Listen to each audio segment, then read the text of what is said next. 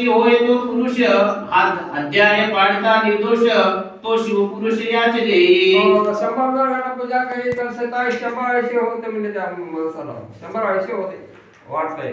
असं प्रकारे या ठिकाणी असं या ग्रंथाचे आदेश जर वाचन केलं तो सुद्धा त्या ठिकाणी आम्हाला होतो म्हणतात. तो तेथेची झाला मुक्त, त्याच्या तेथे ती बहुत, असो यावरी ब्राह्मण सुत अंतर्धान पावला.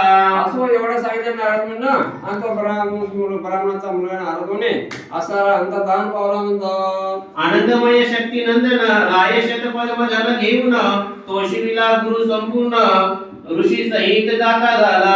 असो त्या आनंद झाला राजाला नका आणि सर्व असं धन द्रव्य सगळं त्यांनी वाटलं म्हणतात. हे भद्रसेन आख्यान जे पडती, त्याशी होय आयुष्य संतती, त्याची काढना बाधे अंती, वधव नेती हे शिवप्रदा. ऐकतात पडतात वाचतात ऐकतात त्या लोकांना त्याच्या आयुष्याची कुठा संपली अशा प्रकारचं आयुष्य सुखान अशा प्रकारचं जावं असा आशीर्वाद त्यांनी दिला म्हणतात.